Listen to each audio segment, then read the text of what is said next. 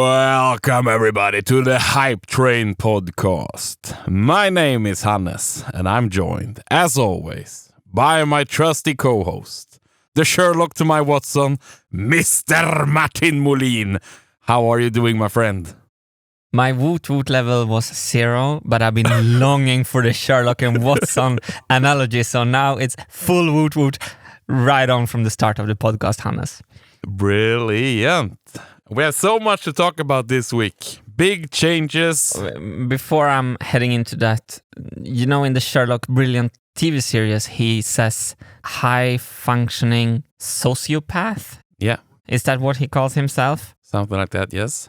Every therapist I've had, I've asked them, do you think I'm a high-functioning sociopath? And I always hoped that they would say yes. And they all said no. Sherlock is also, he invented his own occupation, like investigating detective. Like he's the only one, like, oh, I never heard of that occupation. No, there's only one.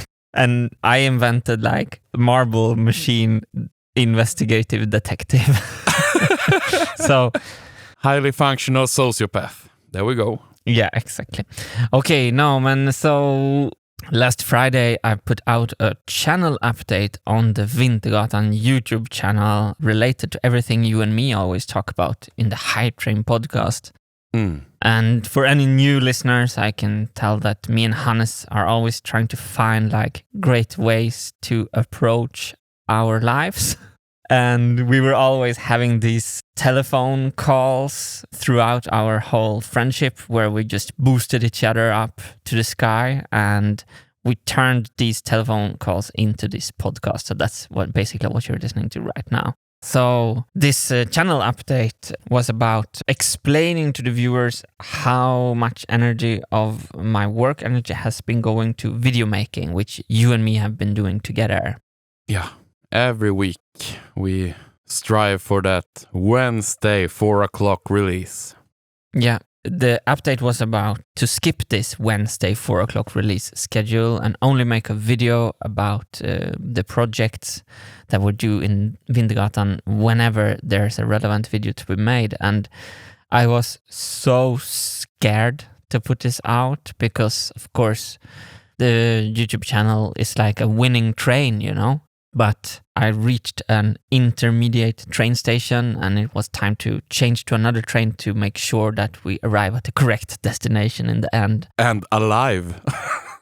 Yeah, no, I wasn't ready for my own reaction to this video because I thought like it was going to feel great to put it up. No, I was knocked out the whole weekend. I think I touched base with the reality of what I have been doing the last years. And I mean, you have been working with me and you have seen my manic, stressed side more than probably anyone else. And this Friday, I was so proud of you and I was so happy when that Friday arrived. You sent me a rough cut of the video and I just watched it and yes, what a brilliant decision. This couldn't come at a more perfect time than now, before everything falls apart. And I know you don't like to go to the videos and watch the feedback. I was hesitant also because, I don't want any negativity in my life, even if it involves you. I'm sorta involved also. But I mustered some courage Friday night and ventured down the YouTube comments. And the outpour of love was so beautiful to see. My whole being was filled with warmth because I knew you're gonna feel so much better because of this decision, and the viewers are all aboard this train as well. So it was just this big win-win. Like I've been feeling so good the whole weekend just because your decision. Hopefully it will be such a big change for you so you can feel less stressed out and feel better. This is so helpful to hear, Hannes, and I've been saying that before on the Hypetrain podcast, like everyone, try to find a Hannes in your lives because I knew I needed to take this decision and I kind of knew that I needed to take it regardless of what anyone else thought, you know, which is so empowering at the same time. I'm not used to being that brave, so to speak. And hearing that you actually went into the comments, I was shocked because I was like expecting more negativity because it's quite a big decision. yeah. But I nearly didn't find any negative at all. Like everyone was so supportive of this decision and they like understood it. And of course, the quality before quantity. Everybody's gonna win on this in the end, especially you. That is amazing to hear. So that's what I said with you have to have a Hannes in your life, because the fact that you actually went in there and extract this information to me is so valuable, and I can use it. I mean, we're making a video for this Wednesday, and I'm actually filming a little bit for you tomorrow to this video, and now I can already tell the viewers that Hannes has read your comments, and thank you for the love. My personal filter has gone through the comments. Yeah, I always make that joke, but it's exactly like Butters is working for Cartman because Cartman can't take any negative comments. I evolved like this sense of I can't read negativity, so as soon as I see something that heading towards negativity, my eyes don't register it at all. So I don't know. I just see love. I just see love. That's the episode title right there, Hannes. Already in the first 5 minutes, Yes. we got it. It's going to be a nice ride on the hype train tonight, everyone. But have you settled into it at all? You told me that the weekend was rough, but how do you feel now the first work day back? It's going to sound really, really John Snowflakey, but I was kind of shocked on my own reaction after I published the video because I've been thinking about the video a lot. And so I'm like a little chicken who just cracked the egg and looking out of the eggshell, you know? So on the Saturday, the day after the video release, I have like always a day off, and I was like indulging in every form of dopamine you can think of, like playing a lot of chess, eating a lot of food, drinking a lot of wine, and I was just like trying to bedöva, what is that in English? Numb myself with dopamine. And I was like feeling really, really bad actually on the Saturday. So then I had this idea, because all my workshops have been like totally chaos disaster. I needed to clean my workshops, and I hate cleaning. And then I had this idea from yesterday, from Sunday, that, okay, Martin, it's time for you to do another complete dopamine detox. So I started yesterday with not watching anything on YouTube, absolutely no chess playing. I started an account on Chess24, which is the other site and I've been talking about before, the chess.com. And I love the game, but playing chess is really, really like problem solving, and problem solving is the only thing I do. So my brain doesn't need more problem solving. My brain needs to like be bored and relax, you know? So yesterday I was just cleaning, no podcast on, nothing, no impressions. And I was cleaning the whole day.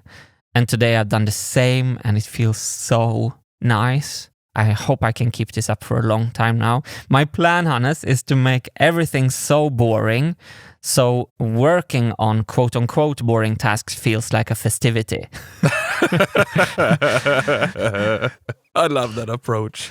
Yeah, but it's like you take down the fun level to like super low and boring, and doing your little bookkeeping will feel like a backpack adventure, you know? Yeah. That's my plan. And I have to say right now, right here, after seeing you and after hearing what you have read in the comments, recording another episode of Hypetrain Podcast, I feel actually the light in the tunnel starts to become blinding, Hannes. Yes! There we go! And I think people need to understand, because I don't want people to think it's such a snowflakey thing you're doing and dealing with, because of course it's gonna impact you really hard, this decision, because you are like the sole guy responsible for the videos and for the machine. Like everything you're doing, you are the one who will get all the negative feedback and everything, even though like I'm helping with the videos and everybody else is helping. Like you are the one who are responsible for it. So it's a huge burden all the time. And when you have this monstrosity of a beast that is the marble machine, like that's a big quest itself. And to add on that, like a creative endeavor every week, and you being a perfectionist that you are, like striving for better videos every week, of course is draining. So, I felt sad for you that you felt bad this weekend, but also inside I was like, good. Then this decision was purely 100% right. if that was the feeling you had when you just stepped down a little bit. So yeah, really proud of you, and my God, it's a new chapter, hopefully. Thank you, Hannes. It's so nice to hear. It feels like the analogy with the onion and peeling the onion. Yeah, from Shrek.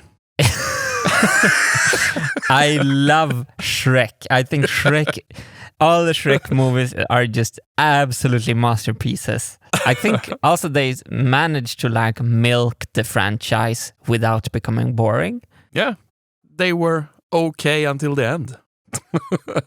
With the first two being brilliant. You didn't like 3? It was okay. It didn't have the epic montage that the ending of Shrek 2 had with holding out for a hero. That's like cinematic pure gold, that ending. It feels like I have peeled off another layer of my stress onion. I've been on a quest. You and me together have been on a quest. Mostly on our private life, like to feel better privately, but we also been on a quest to learn how to work efficient together and by ourselves. And I think I've been learning so much about working efficiently and not procrastinating. So I kind of got sight of my own stress level and realized that I have to lower my stress level to be more productive. So I'm happy that people are tuned into the decision, because it's really a decision to lower my stress level will make me produce more and better work. But that was a shock this weekend, Hannes, that I didn't know like how high tempo I was up in. And it was funny because I talked to our partner manager from YouTube before making this decision. And I have to say, shout out to our partner manager, because she was so supportive and had so much amazing things to say. And she was like, this happens to every YouTube channel with more than 100,000 subscribers at one point or sooner or later. This is just par for the course. This is so normal in the business. So she was like, do what is best for you and what is harshest for everyone else. No, but anyway, so thank you. I'm really happy. It feels really, really great. As I said in the video, to have an audience who are tuned into these kind of things is kind of overwhelming and amazing. Really, really happy for that. So how, Hannes, have your weekend been? Well, I have had a perfectly good, slow weekend, thank you.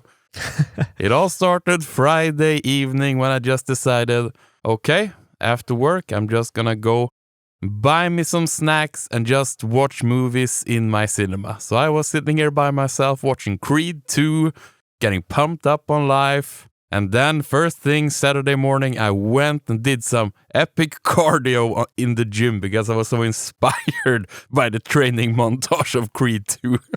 So now I think I'm going to be a boxer. Of course. Every week, a new man, the boxer. The adventurer was the last week, and now it's the boxer. Oh, you're going to start boxing. That's really cool. Yeah. When you look at those guys and the physicality of them, both Michael B. Jordan and the guy who played Victor Drago, Ivan Drago's son. Damn. Now that's some specimens. Those bodies. Woo! Do you like to do the rope jumping? Yeah, it's okay. In the training montage in Creed 2, there was a lot more sledgehammers and battle ropes and stuff like that. So I'm like, okay, I can get behind that. So yeah, I started the Saturday by doing that, and then I went home to my brother and had like a kräftskiva, what's it called? Crayfish party and a barbecue mixed all together. Those are dangerous, the crayfish parties. Was it a sea battle? Yeah, with myself, perhaps. I had my bottle of rum, and yeah, it was a delightful evening, actually. I felt so good the whole weekend. I haven't felt this good in a long, long time. Like, I didn't dread at all, like, drinking anything because, well, a couple of months back, it's easy to have, like, a downer if you start drinking. But I was so hyped. I don't know what it is. I was just feeling so good. So I was just celebrating life on Saturday. Everything was pitch perfect. And then yesterday, I was just at home playing video games and being like the cozy hangover that it can be sometimes. I'm just enjoying myself here. Just spending the day home, not going into the office. That was my plan, but I was like, no, I don't do that anymore. I work Monday to Friday, so no office Sunday. So just home, playing video games, hanging out with my cat. It was delightful. That's awesome.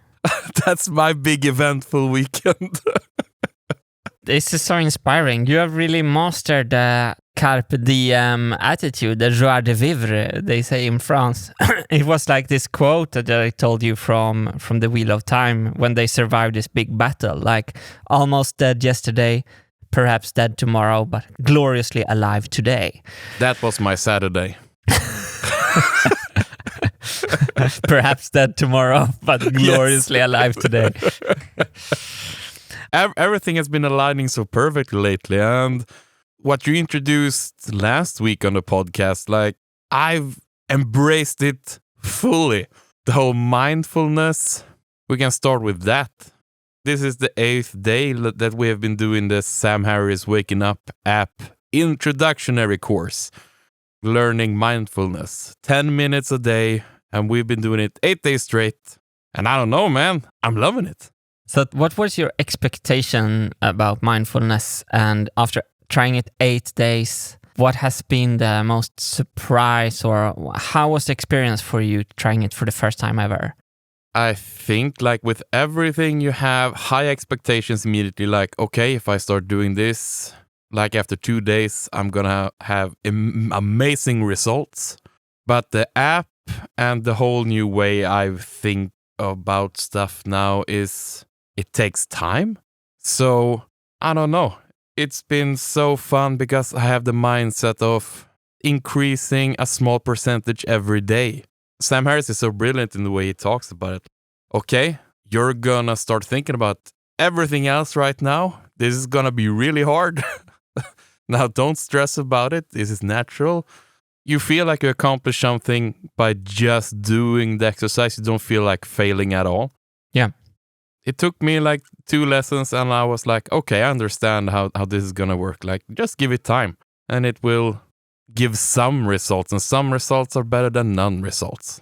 I don't think I will be Luke Skywalker force projection level after 28 days, but I can see glimpse of it in the future. So I got a big kick out of your reaction, I think, on if it was day 3 or day 4 when Sam introduced sound into the mindfulness. And you had like this big experience of all of a sudden having a distance to your own thoughts in that one. It was for the first time like I felt it working for a couple of seconds. It wasn't long at all. And I haven't been able to do it since. But I just, for a small moment there, I think everybody knows the usual like meditation and mindfulness, like you sit and you focus on your breathing. But he introduces a lot of different things. And one of them was, okay, now notice every sound around you. And like notice how they just appear and you can't control them at all. Just focus on sounds appearing. And then like he said, when your next thought arises, like think of it as a sound, like a distant sound. And all of a sudden, I got a lot of thoughts and they appeared kind of like a computer screen, a long way. Like I couldn't see what it was. It was it's far in the distance. Like I saw the thoughts playing out, but I couldn't focus on them. So for a couple of seconds, it was like, oh, I'm thinking about something, but I don't know what it is. So I felt it like, and that's the cool thing, because I also thought starting the course, like, you're gonna learn how to suppress your thoughts. But it's, as he says in the beginning, it's like you can never control your thoughts and emotions. It's just if you will focus on them and how you will let them affect you. Like you learn how to, okay, you acknowledge that you get a thought and just let it pass, kinda. For a small glimpse there, I managed it for a couple of seconds, and I was like, oh, damn. Jedi Force projection, here I come. So cool. I think you're hitting the nail on the head there when you said, I thought it was about suppressing thoughts. And I kind of had that idea for a long time ago as well, that like mindfulness is the skill to learn how to build like a protection wall around you where you can hide inside this hole, and inside this protection wall, it's a calm that you can build up and protect yourself for everything that comes from the outside. And it's the complete way around. You remove all the walls and you become aware of everything that just is.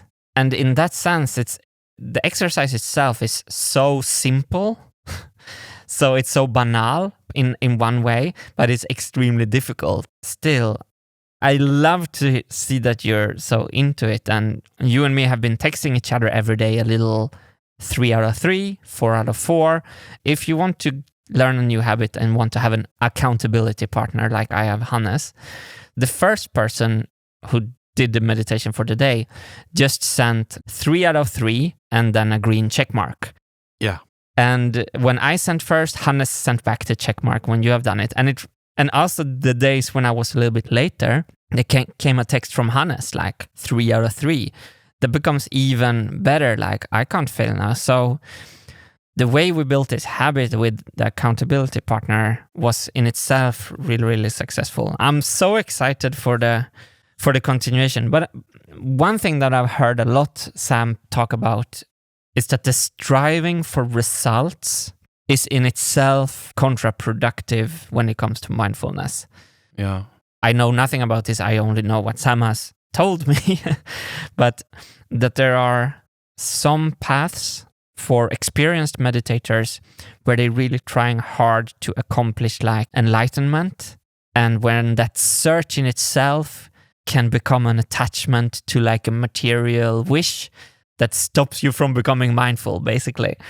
So I think everything I'm hearing from you, Hannes, sounds like that we had a great start. And yeah, I'm looking so much forward to continue. Today I did it outside. It's been too warm outside, but today I did it outside in the wind. And it's so warm, so I took off my t-shirt. I was sitting like without t-shirt in the wind. And that was so, so nice. As a beginner meditator, kind of felt like I could use the wind to kind of sharpen my focus a little bit. Do you do it inside or outside? I sit at the same chair in my office all the time. But on the weekend? So I haven't tried outside yet. Yeah, on the weekend, that's right. I stepped aside from the party and I did the meditation with the party going on in the next room. So like I heard in the distance like people talking and children screaming and stuff like that. And it was really fun. It was hard, but also like you got some glimpses into, oh, I feel really calm, but there's a party going next door. So it was really interesting to try in an extreme environment as well. Yeah. And then I did it at home with my cat. So I have like little small disruptions where she thought I was boring. So it's interesting to try at different places. But I really like what we did last week when we decided that we are going to do it every day after lunch. So during work days. And it's really good to do it then because that's one of the times when at least I'm the most stressed. Like you have a lunch break and you have your hour lunch break. And then afterwards you're like, okay, I need to get going now. So you're stressed to get going. But then you take 10, 15 minutes just relaxing and you start the next session a little calmer. So it's really, it goes against everything because you just want to go sit down and crunch. But we decided to do it, so then I have to do it then. And it's been really, really good. And I feel it has made my work more effective. I haven't felt stressed in the same way when I start working. Another thing that Sam talked about in one of the early exercises is that if you're on other situations during the day, can all of a sudden take like a micro meditation. Did you try anything like that yet? It was like only 2 days ago he said that. Yeah, but I've been doing that even before I started meditation, I think. So it goes hand in hand with my whole lifestyle lately, like the whole trying not to care over stuff. Like the stoicism we always been talking about. I can't change anything anyway, so why let it bother me? So I have had those micro moments for a while where I like, when I feel super stressed, I take a couple deep breaths and just let the thought disappear. Decide to not care about it. Yeah, we had an episode called I Just Decided to Not Care, right? When I said that you had mental karate. That's that thing. Yeah. It's just so interesting now to get more tools. And you also get to hear that, okay, I was kind of right. I was thinking in the right way, at least. I'm not that stupid. And it's so nice because it's the same both with the meditation, and we will also get into the brilliant book we're listening to as well, Atomic Habits. Both with the meditation and that book, you get the concrete evidence of stuff I have been doing for a while, but now I get greater tools and I get so much more confidence when I hear like, okay, I've been doing it semi-right, and now I just get the whole picture of it and like science behind it, and it's so interesting. By the way, if anyone is having any issues, I don't know if it's a generational thing, but people kind of avoid going to talking therapy for so long. So I kind of think it's a little fun to mention casually my therapist all the time. Of course, it's expensive. That's one issue. But I mean, my parents' generation, they thought you had to be completely like birds flew over the cuckoo's nest to even contact a psychiatrist or a therapist, right? The same for me. It's frowned upon. Like all the people I know, I don't know anybody who went to a therapist. Like, you don't tell that to anyone. I've heard it later that people have been going to it, but no, you don't talk about that. Yeah. It's strange. It's a stigma. It's a strange taboo stigma. I mean, if you break your leg, you go to the doctor. If you have unnecessary negative thought and hard to deal with some kind of emotion, you go to a therapist. And anyway, my therapist said that, talking about like this moment of mindfulness in the middle of the day, I just choose to not care, like you call it. He said that when a thought comes, or a really negative memory or a shameful experience or something like that, you can take the thought or the feeling and you can picture it as a little leaf, and you take this leaf and you put it on the surface of a lake. And you just put it there and you just let it slowly drift away or do whatever it wants to.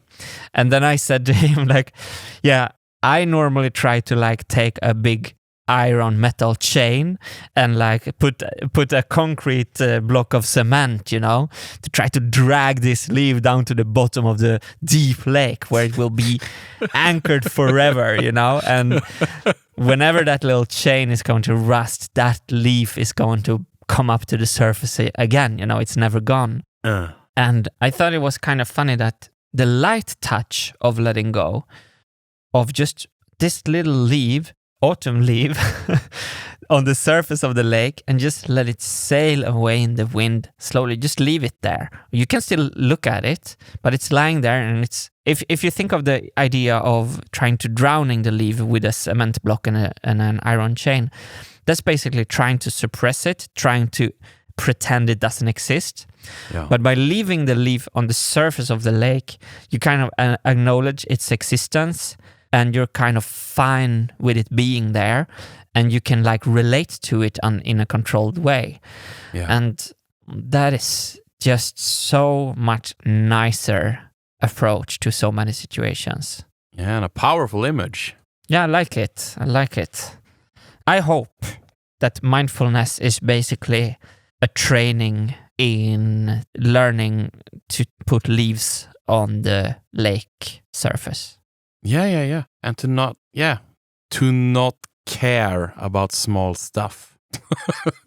Yeah. Don't sweat the small stuff. Before we go over to Atomic Habits, I just want to tell everyone that they have a policy on the Waking Up app that it should never be a source of financial stress. So if you mail, I think, support@wakingup.com, or if you email them and ask for a free account, you will be granted a free account, no questions asked. They grant all requests. So actually the app is pretty expensive, or no, it's not expensive. The app costs a lot of money. So if you don't have that money, you can still access the whole app free. Yeah. If you email them. I think that is so nice. I'm very inspired by Sam Harris in that sense. Even if you pay for the app, and if you use it for a while and you like feel it doesn't give me anything, just email them and they give you everything back. Full refunds, no questions asked. So yeah, really good approach to it all. Yeah. Yeah, I feel good supporting that kind of work. Yeah, I think it's a very modern way of distributing, because it doesn't cost them so much to unlock another digital account. Okay, let's go to Atomic Habits by James Clear, a book about how to build and break habits. What can I say? You introduced me to it and I've listened to, I think, 1 hour and 40 minutes. And I'm so far blown away by it. It's so easy. That's the word I was searching for. You understand everything. And the whole approach, like if you want to break it down, it's a book about breaking bad habits or creating new habits. And his whole approach is you should never like try to change anything drastically. Like you should always aim for the 1% change. And that's something that resonates with me so much. If you start doing something new and something that's better for you, if it's 1% better over a couple of weeks, it's gonna be a lot of percents. No drastic changes, just small implements of new habits. And the part I so far love the most is how you have to decide who you are gonna be. Yeah. Like that's something you can actively choose. And it's all your habits that defines who you are.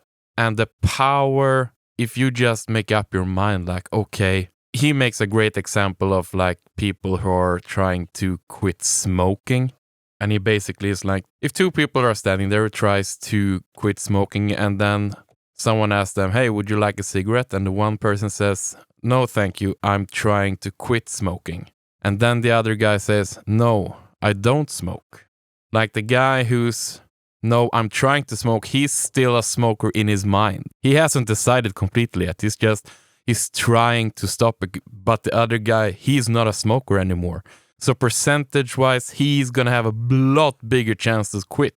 And it resonates in everything, I think. Like if you decide that you are a training person, if you decide that, it's going to be so much easier to go to the gym and train than if you're like, I'm trying to start, I'm not really sure when I'm going to. But if you're instead like, okay, I'm a fitness guy now. Or I'm a person who find it really hard to get to the gym. Like that identity is really strong with a lot of people, myself included. So yeah, you're right. It's very powerful how you see your own identity. And it's interesting how he talks about your identity is basically all your habits combined into one. Like habits are like automatic responses from the brain. So it's like how you react to anything. Like if you are an overeater, it's basically because your mind, in certain situation, it like triggers your mind to eat and stuff like that. So it's automatic. And he is giving the tools on how you can change those habits. And in changing those habits, you change who you are. The smallest habits can have the biggest like results. Yeah. And I think that's so cool. Like you can take the smallest stuff and just by tweaking them and like better yourself 1% in the long run, it's gonna be incredibly change. Yeah, he talks about the compounding effect of change. Compound interest is like interest on interest. It creates this exponential growth curve. That's something that I understand why it resonates with you, Hannes, because you were always, every time we tried to start things, you were always like, start light and just make it a habit. That was always your advice. And so you were completely right there with James Clear, because if you start walking 10,000 steps per day, 2 years later, you're an athlete all of a sudden. Yeah. It's exactly like I said, like all of a sudden I get like evidence that I'm not stupid. And I love it. You have to change your identity of, I am maybe a stupid person. Yes, because now I have evidence that I'm right about a lot of stuff all of a sudden. Oh, that's so great. I have to listen to the book again. I think it's 3 weeks since I heard it.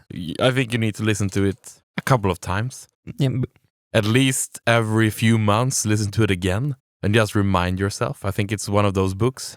He also has some places in the books where he stops and say, this is an actionable thing.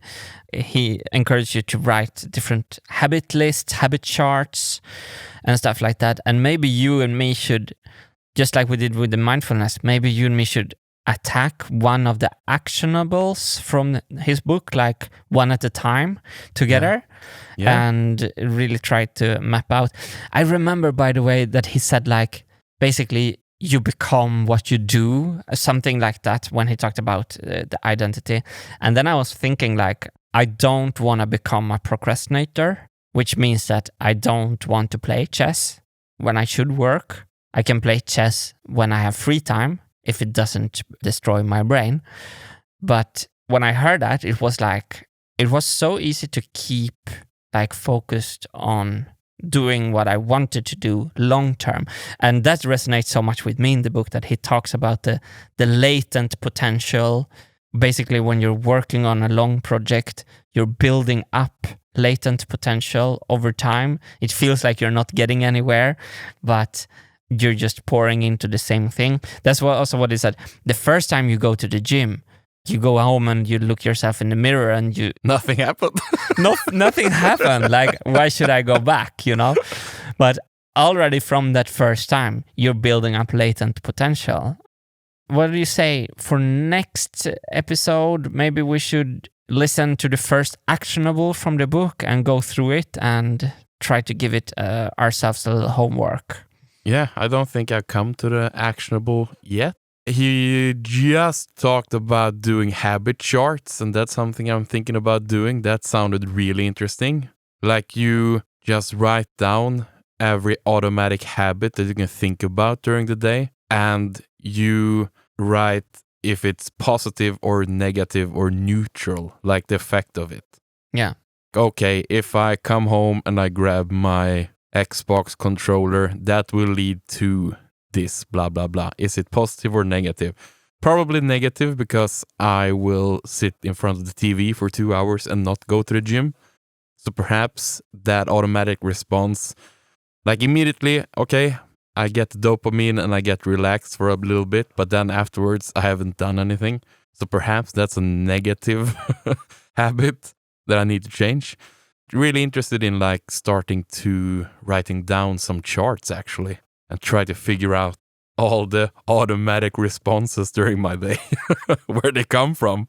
And that's something also he nails in the book. So these automatic responses that he talks about, these times, exactly like this image, you come home to your apartment to hang out with your cat, and there comes a moment where you choose between grabbing the Xbox controller or grabbing the gym bag. Yeah. And this little like fork in the road will determine the rest of your day. And what is so nice is that he's so understanding about human nature. So in short term, basically all of us wants to grab the gaming controller if we don't have a solid foundation. And he also said like successful people are equally bored as everyone else. They are just better at coping with the boredom. And it was funny because building the Marble Machine X is such a project of inspiration, but it's like a walk through a desert of boredom every day. It's not strange I want to play chess, you know? No. It's just like, okay, I have to CAD this. It's the 6,000th time I'm CADing this. I have to go down to the CNC machine. It's full of stuff. It's the 6,000th time I'm cleaning up the CNC machine. Oh, by the way, Hannes, to put this in context, we used habit stacking. It's a technique from James Clear to learn our mindfulness practice this week. And the way we did it was to say a time and a place. So after we've been eating, we're going to do the meditation in our dedicated chair. And I've been thinking, because yesterday I've been cleaning, I have never put a tool back where it should be in my whole life. Yeah. My whole cleaning routine looks like this, like if I would make a habit chart. I live like a pig until I can't take it. During those like 2 months or 1 month, my stress level about living like a pig has constantly grown. And my efficiency in filming my YouTube videos or building is 0 because I'm trying to pull a light and the cable is stuck in another cable and there's an angle grinder on the floor and it's basically just chaos. The lights are falling over because I put it on like a marble on the floor. So after 2 months, when I've had it, I take 2 days off and I clean everything up. And then I repeat the cycle. And this is how I've been living my whole life. And I've been thinking now that when we stopped the weekly videos, for me to be able to finish the Marble Machine X, which is an engineering project on quite high level, I have to treat it as an engineering project on high level. Otherwise, it will never work. I kind of need to adopt the machinist aesthetics of having clean workshops and a clean working environment. So basically, if you think of me using a tool, it's always been like this. Step 1, grab the tool. Step 2, use the tool. Step 3, you're done. There's no step 3. The tool, I basically drop my clothes. I drop the clothes wherever I stand when I take them off. Like, where I take the clothes off is where I leave them, right? And it's the same with tools. So wherever I use the tools, I'm leaving them right there. So what I have to learn then is a habit stack, like step 1, grab the tool. Step 2, use the tool. Step 3, when you're done using the tool, return the tool to its home place. Like a bartender, if you check good bartenders, you and me go to a bar, Hannes. You order a caipirinha, and the bartender sees me, but he's not taking my order yet. So I'm standing next to you. He starts with your caipirinha, and while he makes your caipirinha, he's also cleaning after himself. So he squashes some lime, he cuts some lime up, and he takes some sugar. When he has squashed the lime, he cleans the cutting board. And at the moment, he serves you your drink and takes the payment for your drink. He has cleaned everything of the mess that he made while making this drink. So when he looks at me, yes, sir, excuse me, what do you want? He's ready to make the next drink. Yeah. So you clean meanwhile. And this is something I really have to learn. And maybe this is so crucial that I have to learn this to even be able to finish the Marble Machine X. So I was thinking that could be one of my next uses of James Clear's Atomic Habits, to kind of learn how to put back the tools where they belong. Yeah, I'm with you. I've been using the KonMari method to organize my workshop. So in the KonMari method, everything has a home. So all my tools have a dedicated place. So that's number 1. But now I just have to get a grip. How are you with cleaning and stuff? Does it relate? Terrible. I'm really bad as well. When I have been working, I just turn everything off. Everyone should feel bad for me then. Like, I don't have time to clean up. Just let me be. So yeah, I'm really bad at it actually. So this is a big thing for me as well. And I feel like you can't strive to be a more stress-free person and more organized person if you can't have order in your apartment or office. It's so contradictive. What is it called? Something like that. Yeah, contradictory. Yeah. To like, if your environment is all cluttered all the time and you feel like, oh, I have a perfectly clean mind. I don't think it works like that. So yeah, I'm with you. I really need to step it up as well. I will definitely remember to put this like tool thing into my habit charts, because that would be amazing. I always was a big believer in order is for idiots, a genius can handle chaos, that expression, you know? It's such bullshit, actually. I think in the KonMari method, she's also making it into a process that you're doing all the time. She says in the KonMari book of Marie Kondo, the book is way better than the Netflix TV series, by the way, if anyone checking The Life-Changing Magic of Tidying, the KonMari method by Marie Kondo. She says in the book, if you're following this method, you only have to clean up one last time for the rest of your life. After this, you will never have to clean up anymore because you will do it automatically. Yeah. This is what I want to learn, like to have a habit. A new automatic response to, if you see dishes, take care of them. Yeah. It's always the excuse of, I don't have time now. I'm so stressed. So you just put it away, and then you need to spend 5 hours one day to clean everything up. Something that would take 30 seconds the first time around. Yeah, and every little time you see the uncleaned kitchen, or you see your workbench being like, you know, I don't know where my parts for the Marble Machine X are. I don't know. I'm looking for a black marker, but I'm using black markers all the time. And I'm like, I have to do an archaeological examination to perhaps find a black marker. And I have some crucial tools like my caliper that I want and need all the time. Today, I'm working on the CNC machine. I have only one USB memory stick. I don't know why, but I have only one. And it wasn't on the two places where it always is. And I'm basically fucked. So, yeah, new habits, please. Oh, I love it. Please. I'm with you. That's one of the big ones. I think that's going to make a huge impact in our lives. Yeah. If we start with that's the big one, like then you have to declutter like small stuff. But to start with the physical things, I think you can start decluttering your mind after that also. Clean working space, clean mind. You and me have always used, Hannes, this analogy, another analogy with the jar and the balls. Yeah. So you have a jar, and the jar is your life. And then you have to look in your life and see what kind of balls do you want to fill the jar with. You can have a few big balls and a few small balls, and then you can trickle some muesli on top or some little small pearls in the end. Yeah. And basically, last week you and me put a kind of large meditation ball into the jar together.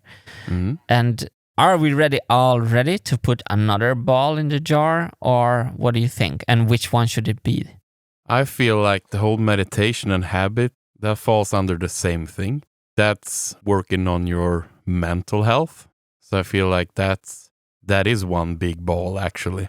I feel like the mindfulness is a ping pong ball or even smaller, like a marble. Yeah. 15.875 millimeters in diameter. Yeah, exactly that one. That's the mindfulness. Yeah. But if we now add also the habits, then we have a regular sized ball all of a sudden. So I think we're ready. Yeah, I was thinking about two things, Hannes, that I need your help as an accountability partner. My exercise last week, when I was going through this huge decision, fell through. I biked 90 kilometers last Monday, which was kind of epic. 4 hours and 20 minutes biking in mountains. Like, I think 90k. I mean, on flat, I think I could actually bike like 200k if it was really bad and if I had 10 hours. But I don't think I ever biked 90k before. That's impressive. I was impressed by myself. But after that, I haven't exercised anything. And the way I had my exercise, the exercise you made for me, and I think it was a little bit related to my focus on the channel update last Friday. I was pushing myself to dare to do that. So I was cutting myself some stupid slack, you know. Yeah, but shit gets in the way sometimes. That's gonna happen, and don't beat yourself up about it. No, okay, thank you. So if we compare the mindfulness, like my exercise is now planned whenever I feel like it. Yeah. Except my biking, because I do it with my stepfather, but he's gone now for 2 weeks. So when he's here, he will keep me to biking on Mondays and swimming on Saturdays, but it's getting a little bit cold soon, so the water is going to become too cold. So swimming season will be over in a bit. So what do you think? Is it time for me to schedule my exercise with a habit stacking technique, or that's the ball in the jar that I need your feedback on? You have two approaches to this. The whole train when you feel like it, that's not gonna work. But what's gonna work is if you decide that you are a training person, then you will do it, if we say, like every other day, like I do now. It took a while for me to get there. Like I always scheduled my exercises in the beginning, but now I have this, okay, I do it every other day. Sometimes stuff get in the way, but mostly I do it every other day. That's because I've decided that I do that. That's my life. For me, that has been really nice. I have problems scheduling workouts because I know how much stupid things can get in the way, and then you start a negative trend of missing out your exercises. But if you have it like mentally, like, okay, sometime every other day, I will be at the gym at least. It helps me cut myself some slack. But that's me. I don't know about you. You are more of you want things planned. For some reason, it did work for me the last 2 months. But all of a sudden now, I don't feel it's going to work anymore. Like maybe it could be helpful for me, for example, to do Tuesday, Thursday, Saturday. Yeah. And keep those days. So when you do every other day, the days are rolling all the time. So it's always on a new day. But maybe I should do Tuesday, Thursday, Saturday, your program that you gave me. And then it should be, what time of the day should it be then, you think? That is so dependent on the person. I know that you are more of a morning person. So you could do it early to start the day and then you have done it. Like that's a brilliant habit to have. Like just do it and it's done. And then you have the whole day to do anything else. But is it done before breakfast? Yeah, or after, whatever you feel like. I would always do it before breakfast because I feel nauseous if I eat before I train. I would love to have that habit. I've tried it, but it's so difficult for me to be physically active that early in the morning. But if I could, I would do it the first thing in the morning. Just, okay, I've done that. That's the most important thing in the weeks.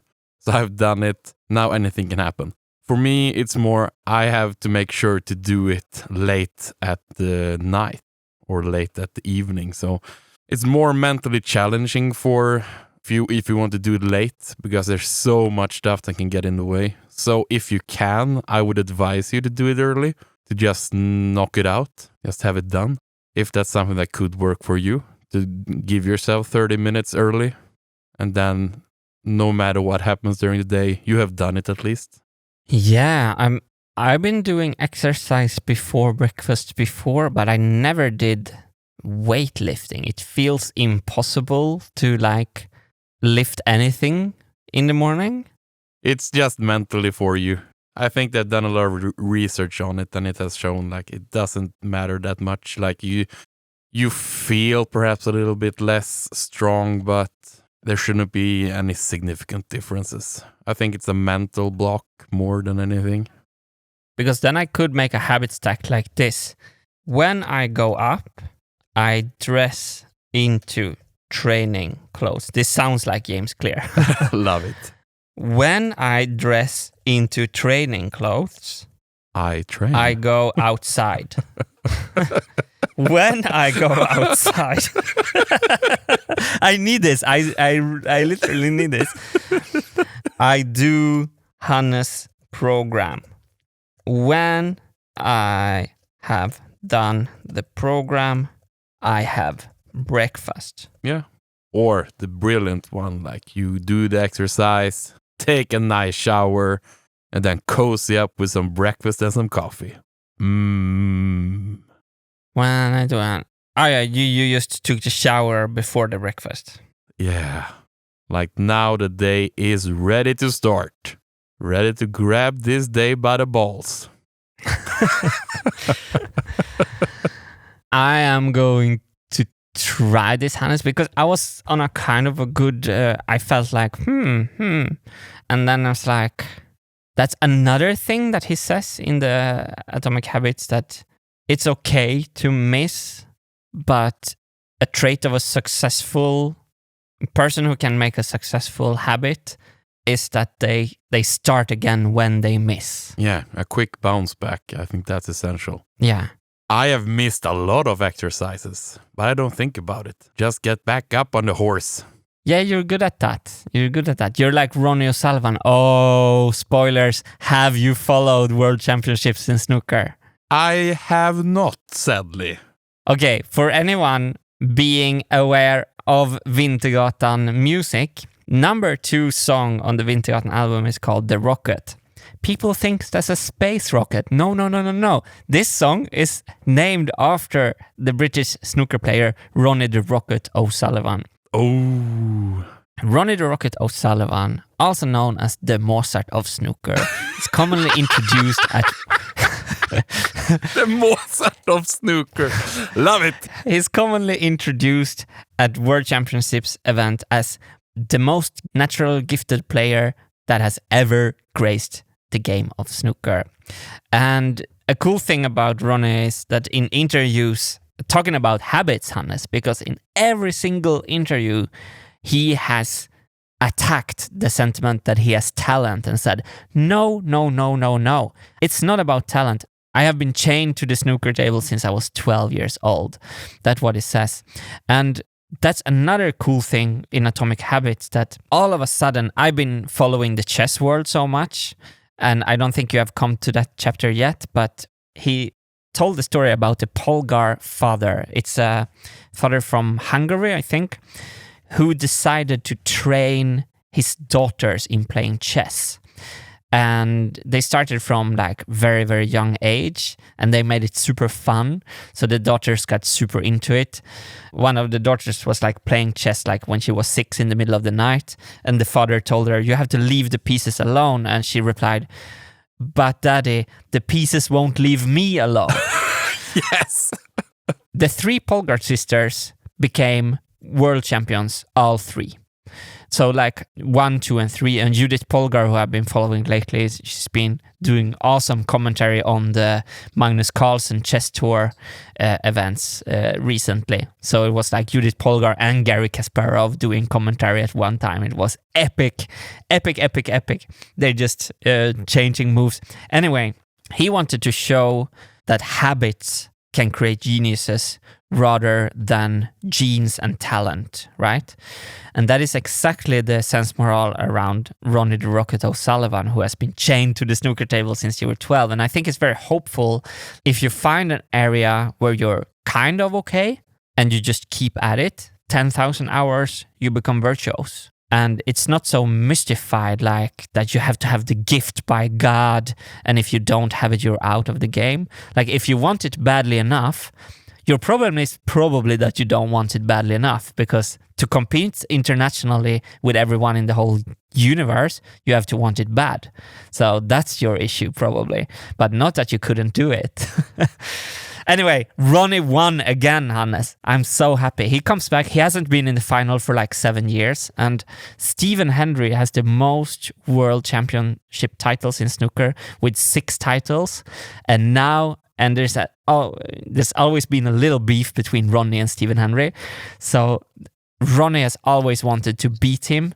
And this year, Ronnie tied him. So now Ronnie has 6 world champions and he's 44 years old.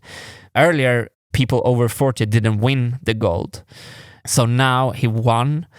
And if he can come back, he is the most crowned player of all times in every competition ever. So he's gonna chase like crazy for that 7th. It's exactly like Michael Jordan and the Bulls, you know, they're not like, it's exactly the same thing. He just wants to break all the records.